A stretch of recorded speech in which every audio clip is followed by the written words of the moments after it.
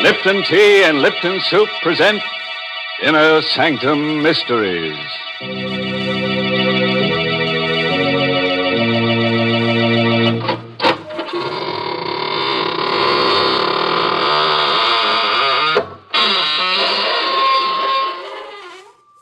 Come on in, friends. Into the Inner Sanctum. This is really a lovely place. Oh, kind of dark and cobwebby. But then the maid hasn't been around for some time. No, she was playing the numbers. Then her number came up. Why, through these portals pass some of the nicest people in the world. True, they're rather boring, but after all, they are deadheads. And I'll take a good old redhead deadhead any time. Why, Mr. Host, are you finally admitting that you like the ladies? Well, of course, Mary. Don't you know some of my favorite ghosts are girls? But I do wish they weren't so vain. Why, I know one who has pleats in her shroud. Not only in the front, but in the back, too. Yes, just in case she should turn over in her grave. Oh, dear. There you go talking nonsense again. I like talk that makes sense. Good common sense, like the things the tea experts say about Lipton tea. For instance, they say that Lipton's has a brisk flavor. And that's the truth, because Lipton's does taste fresh and tangy and full-bodied, never wishy-washy. And then the experts say that brisk flavor makes all the difference in the world when you're sitting down to a cup of tea. And, folks, that's absolutely right. That brisk flavor is the reason why Lipton's is such a comfort, why it actually makes good food taste better. Yes, folks, you just don't know how good tea can be till you've tried Lipton's. So buy a package of Lipton's and taste what you've been missing all this time. And talking of time, friends, may I take a few years off your life? All right. Get ready to hear a gory little story entitled Boomerang. It's an original radio play written by a couple of Australian bushmen named Michael Sklar and Richard Manoff, and stars Martin Gable in the role of John Keeler. So, hitch up your chair, switch off the lights, and look out. Help me.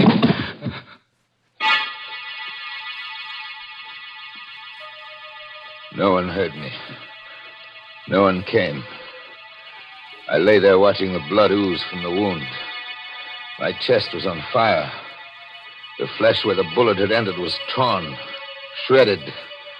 And in my back there was a kind of numbness. I screamed, "Ah! Help! Help!" But no one answered.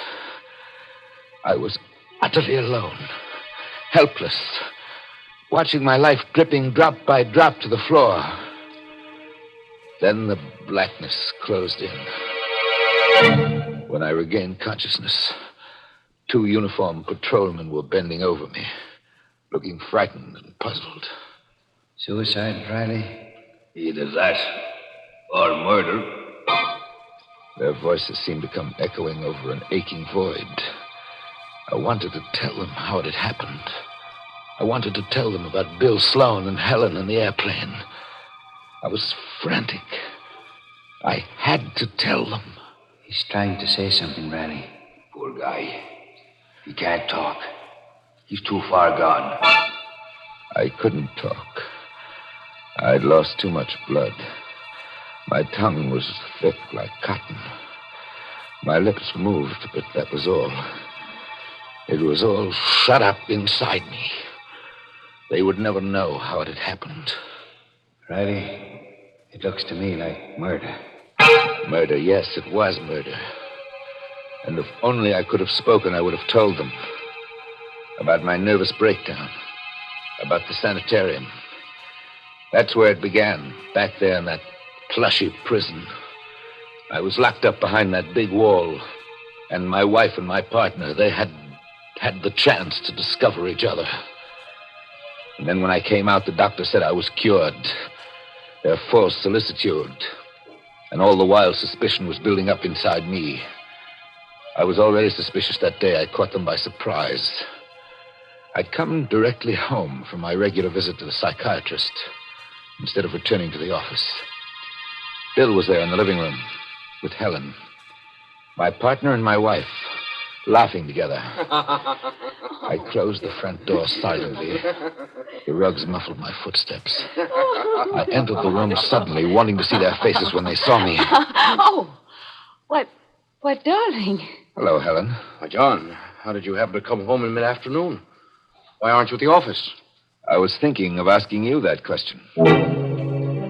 Bill made some flimsy excuse, but I caught the look of guilt on his face. He was a bachelor, smooth with words, successful with women. And I was beginning to believe he had succeeded with my wife. Oh, I had evidence. There was the time a few nights later. Helen and I were going up to bed. As we passed the umbrella stand at the foot of the stairs, I noticed something. Helen, just a moment. This umbrella, it's Bill's. Oh, is it? Yes, it is. What's it doing here? Well, he must have forgotten it when he was over the other day. Take it down to the office in the morning, will you, darling? I made no reply. We continued up the stairs and went to bed. I waited until Helen was asleep, then crept out of bed and down the stairs. There was the umbrella. I reached out my hand, afraid to touch it, but I had to. The umbrella was still wet. It had rained that afternoon.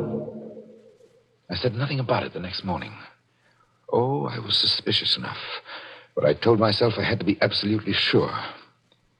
And then, that next night, it happened. Helen went out after dinner, saying she had an appointment with her hairdresser. As the door closed behind her, I picked up the phone and dialed the number. Hello? Crescent Beauty Salon? Alberta, this is Mr. John Keeler. I'm calling for my wife to verify her appointment for this evening. Mrs. Keeler? But, monsieur, she has no appointment for this evening. Now, I was sure. Bill and Helen were together. I struggled to control my emotions. My head was whirling. I felt ill, weak. My heart was pounding in my chest. The room began to spin. First the floor lamp, then the chairs, finally the table, whirling around my head. I needed air. I forced myself out of my seat, stumbled across the floor to the window, and threw it open. The stars, too, were spinning, chasing each other in a mad race across the sky. I sucked the fresh air into my lungs, and slowly the stars resumed their normal positions. I drew my head back into the room, and then it struck me across the nostrils. Gas. The room was full of gas. Yes, I found one gas jet open in the kitchen stove. I fought against the logical conclusion, struggled against it all that night and into the next day. But I could no longer stand it by mid-afternoon. That open gas jet last night had been no accident. They were planning to have me put out of the way. Well, two could play at that game. I also could commit murder.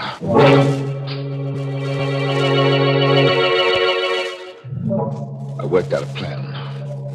First, the business trip to Buffalo that I'd been putting off for weeks.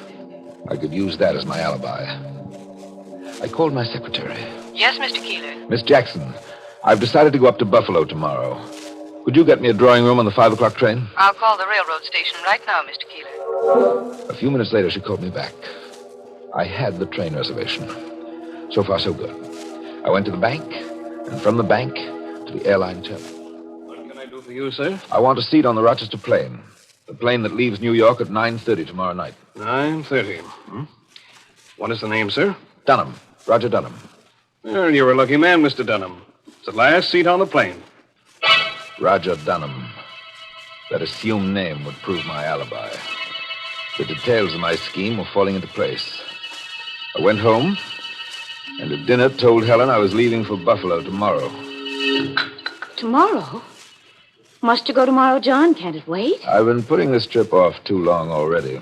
I'll leave straight from the office and come home the next afternoon. Well, you're being a little inconsiderate. I'll be all alone here overnight. Oh, come, Helen. You're not afraid of anything, are you? Afraid? No, but Well, I'll tell you what I'll do. I'll ask Bill to come over and keep you company tomorrow night. How'll that be? Why, that'll be fine. Another cog in place. Another gear meshed. Now one last piece to move, and the engine of my revenge would be complete. Yes, it was revenge now. Revenge for what those two had done to me. Buffalo, eh? It's a good idea, John. The way your trip could combine business with pleasure.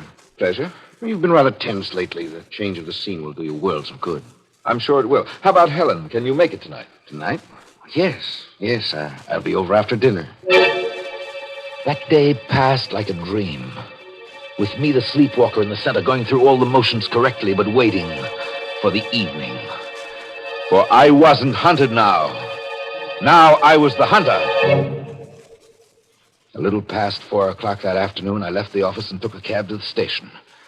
I went directly to my drawing room, and as the train pulled out, I called for the porter. At midnight, sir? Just a glass of milk, porter, warm milk. And don't bring it before midnight. Till then, I've got a lot of work to do, and I don't want to be disturbed. Just as you see, sir. I gave the porter an unnecessarily large tip to make sure he'd remember me. Now, when the train stopped to change engines at Harmon an hour later, it was raining, thunderstorm. I pulled my hat down over my eyes, raised my coat collar around my face, and became just another shadowy figure hurrying to get out of the rain. I crossed the platform unnoticed, and 10 minutes later I was on a train going southbound, returning to New York.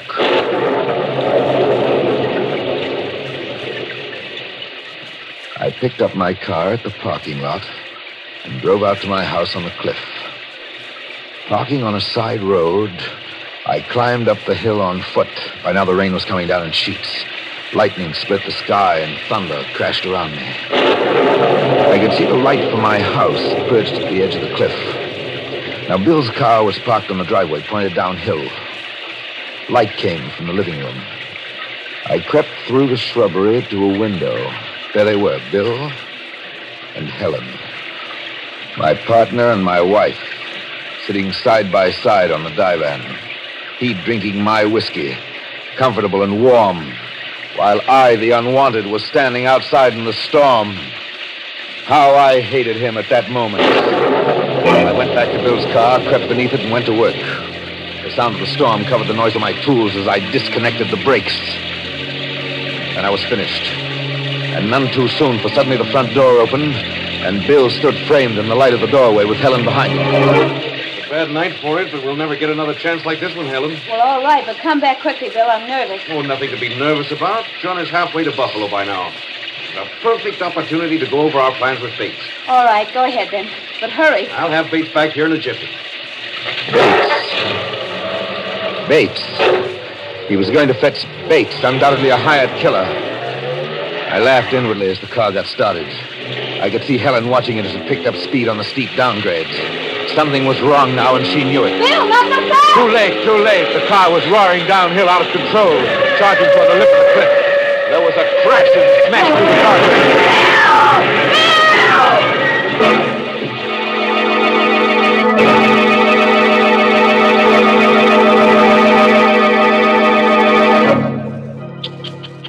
Oh, poor Bill. I always say, protect me from my friends, and I'll take care of my enemies. Such a nice guy, too. Who would have thought he'd go falling for a cliff? But there you are. There's no accounting for tastes. There's no accounting for the people in this story, that's what. Such terrible people. Oh, Mary, wait till you meet Bates. He's the boy. He's really going to make our characters dance. Yeah, he's going to put them in the groove. Or do I mean grave? You don't know what you mean. And it seems to me, Mr. Host, that life is complicated enough without your making it more so. Well, look at what I had to do yesterday. Clean the house, do the Monday wash, and cook 3 meals in the bargain. Yes, and you'd be surprised at the big help I got from Lipton tea. You see, when I had a moment to relax, I'd make myself a cup of Lipton's. Such an easy thing to do, and it did me a world of good. That brisk flavor makes Lipton such a cheering, satisfying drink. It really perks you up. It's never wishy-washy. Of course, I know that lots of folks serve Lipton tea at mealtimes and serve it to their guests, too. But, friends, you really should try helping yourself through the day with a good hot cup of brisk-flavored Lipton tea. Yes, treat yourself to Lipton's when you've got a moment to relax. Well, don't relax yet. First, let's go back to that tiff on the cliff where John Keeler has just killed his business partner. I'm just itching to know what's going to happen to his wife. She's standing by the shattered fence, peering down the side of the cliff into the darkness. And John, he's creeping up behind her. Look out, Helen. He's dead, Helen. Oh! It's a sheer drop of 400 feet to the bottom. John, I thought... John, you said you were going to Buffalo. I am going to Buffalo, Helen, after I finish my business here. Well, Bill, the car It was just... a pity about the brakes. They must have come disconnected. Disconnected? Accidents will happen, Helen. John, you killed him. You and Bill thought you had pulled the wool over my eyes. Well, I fooled you. Stay away from me. I'm going to throw you over the cliff. I'm going to send you to join your lover. You can't do this. Tomorrow they'll find your bodies. They'll think you were thrown clear of the car when it crashed. They'll call it an unfortunate accident. No, please, Careful, John. Helen, you're at the edge. There's nothing behind you. John, don't touch me, John!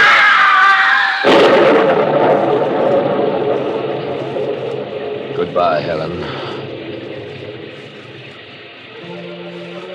If I had any feeling at that moment, it was a feeling of satisfaction. I, the failure, had committed the perfect crime. My scheme was flawless. I walked down the hill to my car, changed my clothes, and drove to the airport. As Roger Dunham, I boarded the plane for Rochester at 9:30 that night.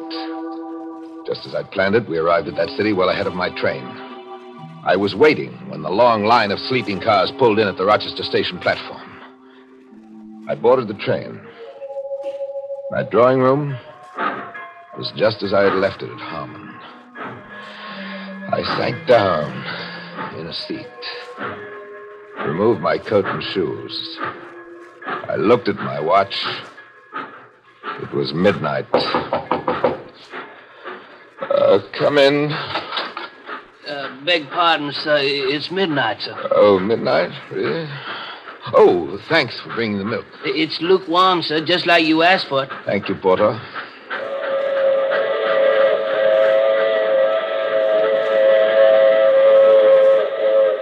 In Buffalo, I went to my usual hotel, checked in, went to sleep. Oddly enough, I slept well that night. A deep, dreamless sleep. In fact, I overslept. For when I wakened, it was broad daylight and the phone was ringing. I struggled out of bed, lifted the receiver. Hello. This is the long-distance operator. I have a New York City call for Mr. John Keeler. This is Mr. Keeler speaking. One moment, please. Here's your party. Mr. Keeler? Yes? This is Miss Jackson. I've just arrived at the office. Mr. Keeler, I don't know how to tell you. The police. What about the police? They're here in the office. They want you to return at once. Miss Keeler, what's going on there? Mr. Sloan and your wife. Both of them are dead, Mr. Keeler. Dead? Mr. Sloan's car went off the cliff near your house last night. The accident was discovered this morning. Accident? You say it was an accident? It must have been an accident, Mr. Keeler. She thought it was an accident. Now, if only the police thought likewise. I told my secretary I'd take the first plane back to the city, and I hung up. A few hours later, I reached New York, hurried to my office. There's a detective waiting in your office, Mr. Keeler. A detective? He said he had to see you. A detective. This was the test. I pulled myself together and opened the door to my office. Mr. Keeler? Yes. I understand you're from police headquarters. Jerome is the name, sir. Assistant Inspector. How do you do, sir? We won't take up much of your time, Mr. Keeler. It's an open and shut case. How do you mean that? Well, stormy night, slippery road, bad brakes. Obviously an accident. I'm very sorry. I nodded at the detective, and all the while I was laughing inwardly. He sat there, the very symbol of the law, and offered me official sympathy. No question of clues, nothing overlooked, nothing to fear. Not now. I, the weakling, had committed the perfect crime. Yes, Miss Jackson. Mr. Keeler, there's a man out here to see you. Send him away. He won't go. He says you don't know him, but it's extremely important. What's his name? His name is Bates, Mr. Keeler. William Bates. Bates. The hired killer. I told my secretary I'd see him. I went into the outer office. Bates was sitting on one of the chairs with an open briefcase on his lap. He was a big man, tough looking. I read the news in the morning paper, Mr. Keeler. Too bad. That was a tough break. Yes. Yes, was. I didn't know if I should go after you now, but... Well, after all, I'm a businessman. My time is money. I'm sure it is, but why tell me about it? You certainly don't expect me to pay you. Why not? They're your plans. My plans? Well, look at them. Here they are. Why, they've even got your name on them. I didn't know whether I could trust my ears. Whether I could believe my vision. Bates drew a roll of architectural drawings out of his briefcase and shoved them at me. Look at them. There it is in your partner's handwriting. Plans for the new Keeler house. Who are you? I told you. My name is Bates. I'm a building contractor. Your partner and your wife insisted that the whole job had to be done in secret. In secret? They said something about you having just come out of a sanitarium. They wanted the whole thing to be a big surprise. My mind was reeling. The secret meetings that led me to suspect Bill and Helen. Those meetings were to go over the plans for a house. My house and Helen's. I had killed my best friend and my wife. Inspector Jerome, I want to confess. I killed them. I killed them. Killed them? Killed who? Don't look at me like that. You know who I'm talking about. My partner and my wife. I killed them last night. Now I'm ready to take my punishment. Now, calm down, Mr. Keeler. You've had a hard time. We realize this thing has been a great shock. What are you talking about? The homicide squad doesn't jump to hasty conclusions, Mr. Keeler. We've made a thorough checkup on your background. What's my background got to do with it? Well, we know you spent 3 months in a sanatorium recuperating from a nervous collapse. Now, on top of that, this unfortunate accident. It wasn't an accident. I killed them. We checked every movement you made since you left the office yesterday. Then you must know. We know you took the 5 o'clock train to Buffalo.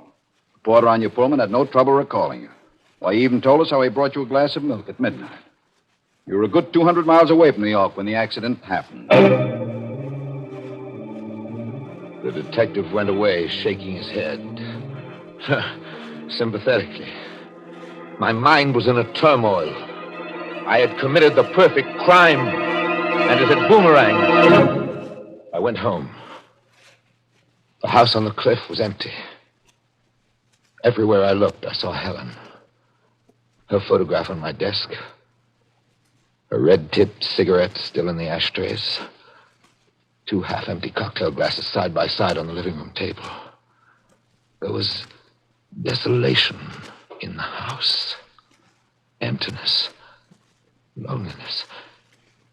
And it would be like this for the rest of my life. But there was one way out. I always kept a loaded gun in the desk. I took it out of the drawer and in my hand. Here was my punishment. This time I couldn't fail. I placed the gun against my chest and pulled the trigger.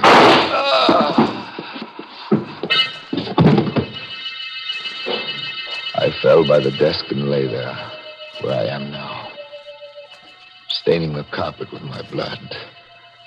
I was dying, and I was glad of it.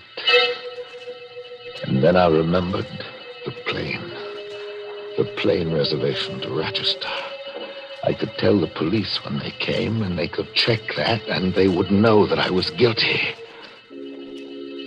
But they came too late. They bent over me. I tried to tell them. I tried. Riley, he's trying to say something. Yeah, poor guy. He's too far gone to talk. Now I'm lying here on the carpet, waiting to die, with my guilt locked up inside me. I can see a new figure among the police. A man in civilian dress with a small black bag in his hand. How long is it since this man was discovered in this condition, officer? About half an hour, Doc. He's in very bad shape. Will he live, Doc? Will he recover? Oh, yes. He may recover, but only partially. Partially? How do you mean, Doc? Notice his inability to move so much as a finger. Notice how only his lips move, trying to form words without being able to speak. The bullet must have injured his spinal cord. This man is paralyzed. Totally paralyzed. So now I know. I'm paralyzed. I'm not going to die. And yet I can see the policemen moving carefully about the room. And I hear them speaking softly as one speaks in the presence of the dead. So I've failed again. For the last time. Because I know my fate now. To live in this living death. Alone with my guilt. Forever. That is my punishment.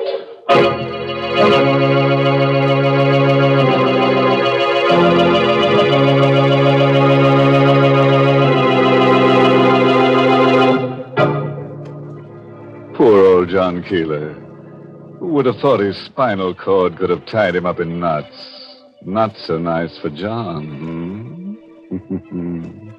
He started out as a Keeler, tried to be a Keeler dealer, but got all wound up. Mr. Host, let's forget about that awful story, because there's something really important I'd like to talk about. The makers of Lipton tea and Lipton soup want me to remind all you folks of a debt that must be paid to our servicemen. A debt that can be paid in part by buying and continuing to buy victory bonds. You know, I think the best reason for buying bonds was given many, many years ago by one of the great statesmen of all time, by Abraham Lincoln, when he said, "Let us strive to finish the work we are in, to bind up the nation's wounds, to care for him who shall have borne the battle, and for his widow and his orphan, to do all which may achieve and cherish a just and lasting peace among ourselves and with all nations." Yes, folks, that's just what we're helping to do when we invest in victory bonds. So keep on buying all that you can, won't you?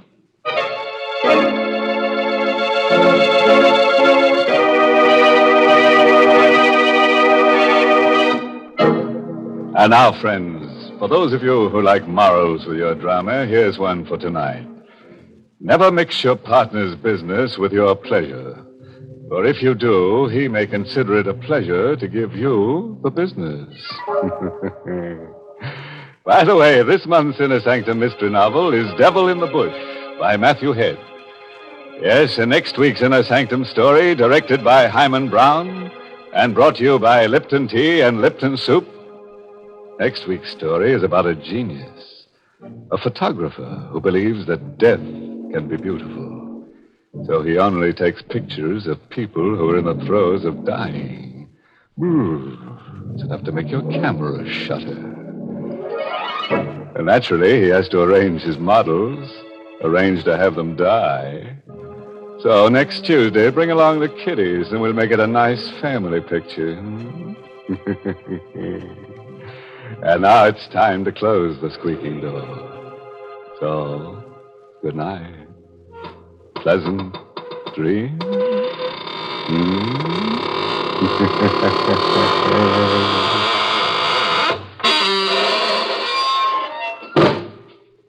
Folks, cold weather and hot soup just seem to go together. And Lipton's noodle soup is the soup of the season. Yes, Lipton's is blessed with a fine chickeny flavor, and it has real fresh cooked goodness. It tastes just like the chicken noodle soup you'd make right in your own kitchen.